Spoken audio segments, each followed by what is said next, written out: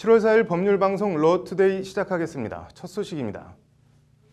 문재인 정부 첫 검찰총장 후보자의 특수통으로 분류되는 문무일 부산고검장이 지명됐습니다. 문 후보자가 청문회를 거쳐 임명되면 검찰 역사상 최초의 광주 출신 검찰총장이 됩니다. 김효정 기자입니다. 문재인 대통령이 신인 검찰총장 후보자로 문무일 부산고검장을 지명했습니다. 어제 검찰총장 후보 추천위원회가 4명의 후보를 추천한 지 하루 만에 문무일 고검장을 지명한 겁니다.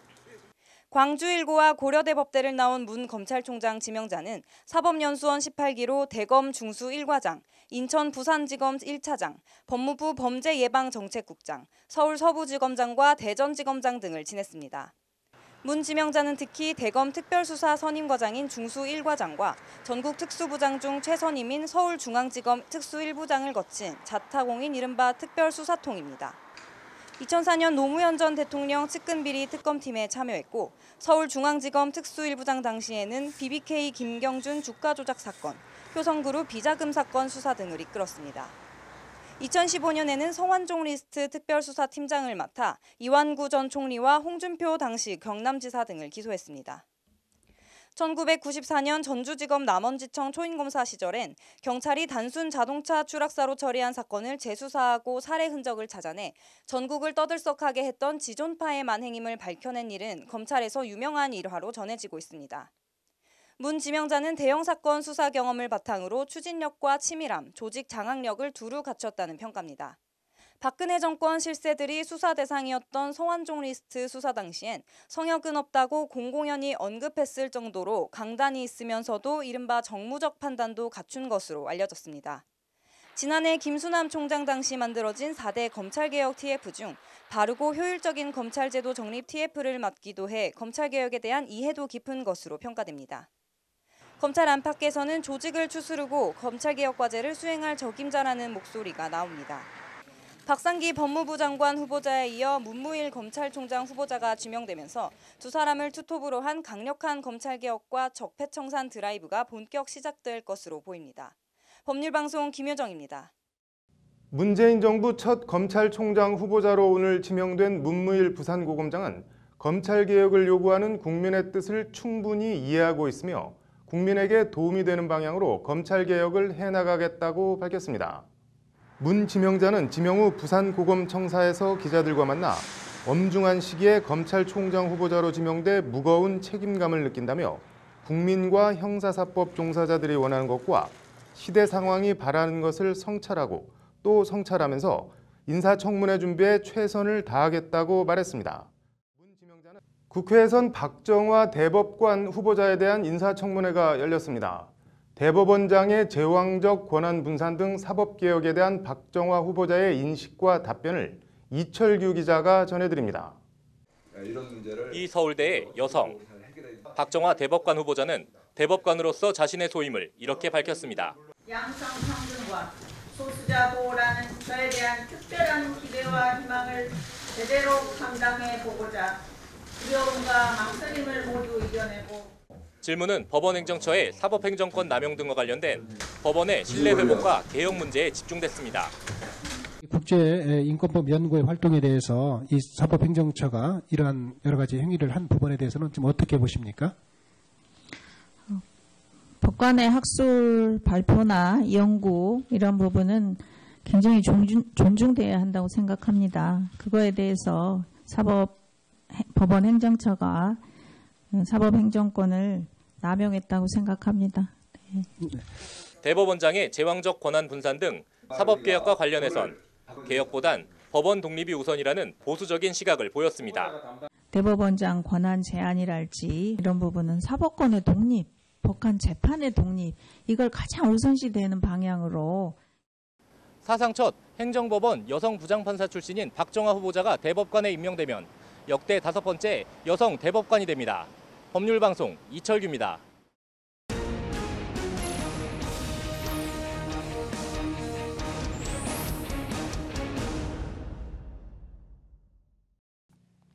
네, 러인사이드 대법관, 대법원 얘기 좀 더 해보겠습니다. 장한지 기자 나와 있습니다. 장 기자, 오늘 내일 박정화, 조재현 두 대법관 후보자 인사청문회가 국회에서 열리는데 관련해서 오늘 대한변협에서 대법관 구성 다양성을 주제로 토론회를 열었죠. 네, 그렇습니다. 대법관 구성이 이른바 네. 서울대 법대 남성 판사로 너무 도식화돼 네. 있다.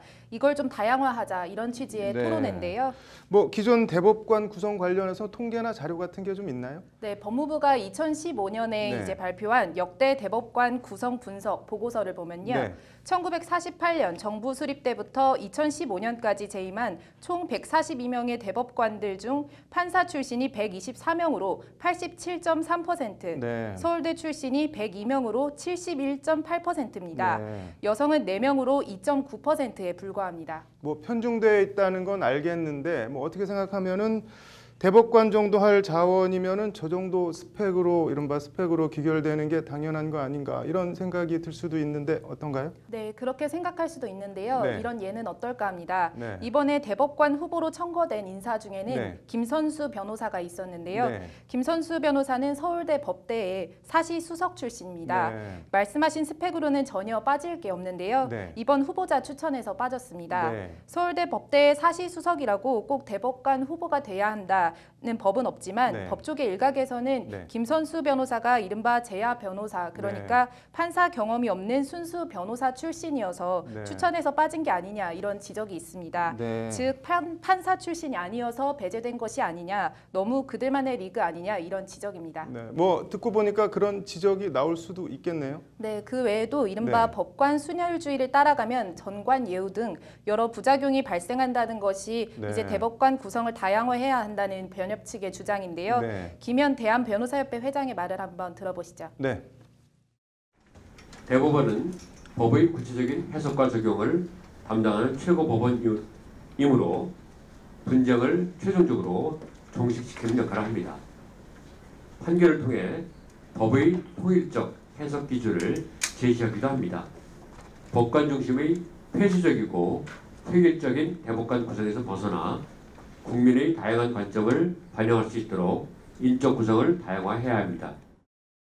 네, 판사 눈치 보기도 문제인데요. 네. 실제 판사들은 대법원장과 각급 법원장 등의 정책에 반하는 의사표현을 한 법관이 보직 평정 등의 불이익을 받을 우려가 없다고 생각하느냐는 질문에 25.8%가 전혀 공감하지 않는다. 네. 60.8%가 공감하지 않는 편이다라고 답했습니다. 예. 즉 10명 중 거의 9명이 대법원장과 각급 법원장 등의 정책에 반하는 의사표현을 했을 경우에 네. 법관은 인사상 불이익을 받는다고 보고 있는 건데요. 네네. 이 또한 일선 판사, 그리고 지법 부장판사, 고법 부장판사, 대법관으로 이어지는 대법관 선발 방식이 문제의 근원이라는 지적입니다. 네. 뭐 취지와 명분은 알겠는데 그래서 구체적으로 뭘 어떻게 하자는 건지 안이 나온 게 있나요? 네, 가장 큰 줄기는 네. 현행 법원조직법 제42조 제1항 45세 이상의 변호사 자격을 가진 이들 중에서 각종 법 조직에 20년 이상 있었던 자로 규정하고 있는 이 대법관 자격 요건 조항을 없애자는 주장입니다. 네. 그래서 법조인이 아니더라도 대학 교수 등 각계각층의 전문가들을 대법관으로 갈 수 있도록 하자 이런 내용입니다. 네. 뭐 다른 나라들은 어떤가요? 그렇게 실제로 하고 있는 나라들이 있나요? 네, 먼저 미국을 보면요. 네. 미국 연방대법원은 대법원장을 포함해 9명이 대법관으로 구성돼 있습니다. 네. 근데 미국은 대법관 자격에 대한 특별한 규정이나 이런 법률 같은 게 없습니다. 네. 때문에 대통령이 꼭 법조인이 아니어도 이제 법학 교수나 정치인 등 다양한 직업적 배경을 갖고 있는 인사들을 지명할 수가 있는데요. 네. 이렇게 추천한 인사를 네. 상원에서 검증한 다음에 통과하면 대법관이 됩니다. 네. 일본의 경우도 행정가와 외교관, 대학 네. 교수 등 꼭 판검사 출신이 아니어도 다양한 배경을 가진 명망가들을 대법관으로 임명할 수 있도록 하고 있는 등 네. 대다수 선진국은 대법관 문호를 꼭 법조인에게만 제한하고 있지는 않습니다. 네, 그렇게 돼 있군요. 네, 장 기자 잘 들었습니다. 수고했습니다. 가수 박유천 씨에게 성폭행을 당했다고 허위 고소하고 명예를 훼손한 혐의로 불구속 기소된 송모 씨에 대한 국민 참여 재판이 오늘 서울중앙지법에서 열렸습니다. 재판에는 여성단체 관계자들이 대거 방청을 왔다고 합니다. 석대성 기자가 취재했습니다. 서울중앙지방법원 출입구 검색대 앞. 오늘따라 더 긴 줄이 늘어섰습니다. 대부분 여성들로 20대부터 중년 이상까지 연령대가 다양합니다. 어디서 왔는지, 어떤 재판을 방청하러 왔는지 등을 묻자 예민한 반응을 보입니다. 단체에서 오셨어요? 선거 침해예요? 누구를 향해서 찍는 것 같아요. 어디서 오신 거예요? 줄을 선 사람들은 대부분 가수 겸 배우 박유천 씨 관련 성폭행 무고 및 명예훼손 혐의 재판을 방청하기 위해 온 여성단체 관계자들입니다. 검찰은 앞서 강남의 한 유흥주점 화장실에서 박유천이 나를 성폭행했다는 취지의 허위 고소장을 낸 혐의로 업소 종업원 송모 씨를 불구속 기소했습니다. 오늘 재판은 보편성에 입각해 배심원들의 판결을 받고 싶다는 송 씨 측 요구를 받아들여 국민참여재판으로 열렸습니다. 핵심 쟁점은 성관계의 강제성, 즉 성폭행 성립 여부입니다. 검찰은 성폭행은 없었다는 입장입니다. 송 씨가 박유천 씨와 긴밀한 사이가 될 경우 경제적으로 나아질 거라 생각하고 합의하에 성관계를 맺어놓고도 허위로 박 씨를 무고했단 겁니다. 반면 송 씨 변호인은 송 씨 본인이 성폭행을 당했다고 생각해 신고한 만큼 무고가 성립할 수 없다고 반박했습니다. 피해자 입장에서 성폭행을 당한 피해자 입장에서 내가 원하지 않는데 성관계를 하게 됐어 라고 느껴서 나는 이거 내가 왠지 성폭력인 것 같아 라고 생각한다면 방청객 일부는 검찰의 공소사실 제기가 이어지자 못 듣겠다고 반발하며 재판정을 나가기도 했습니다. 오늘 재판 결과에 상관없이 패소한 당사자는 항소할 것이 확실해 양측의 법정 공방과 이를 둘러싼 장외 논쟁도 계속 이어질 것으로 보입니다. 법률방송 석대성입니다. 이어서 법조계 소식 전해드리겠습니다.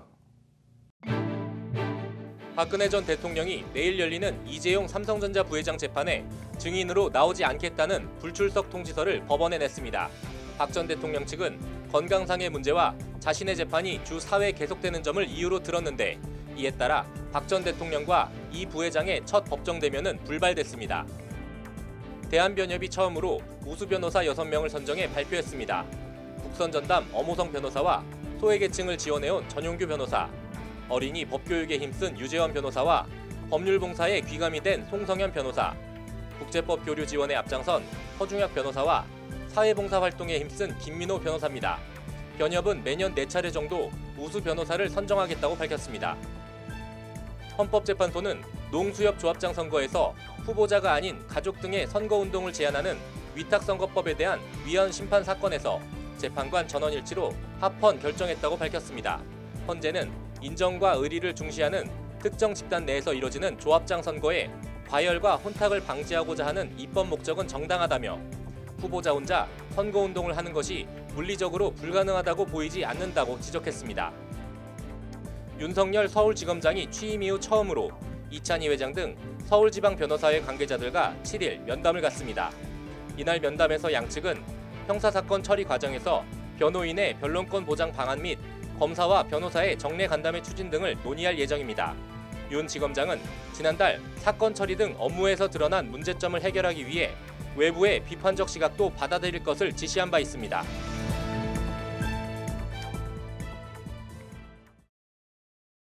얼마 전 버스 요금 2,400원을 빼돌린 운전기사에 대한 해고는 정당하다는 대법원 판결이 나왔습니다. 이 운전기사는 단순 착오에 의한 실수라고 주장했지만 법원은 고의적으로 착복했다고 판단한 겁니다. 우리 법원이 해고 소송 관련 해고의 타당성을 정하는 경우에 있어 금과 옥조처럼 여기는 대법원 판례가 있습니다. 사회 통념상 고용관계를 계속할 수 없을 정도로 책임 있는 사유가 그것입니다. 이런 사유가 있을 때 해고는 정당하다는 것입니다. 사건을 좀 더 들여다보니까 이 운전기사는 전주지법 1심에서는 승소했습니다. 17년 동안 운송 수입금과 관련한 문제가 발생한 것은 처음인데다 그 액수도 상당히 적다, 해고는 과하다, 복직시키라는 것이 1심 판단이었습니다. 사회 통념상 설령 2,400원을 고의로 떼먹었다 해도 해고까지는 너무하다는 판단이었습니다.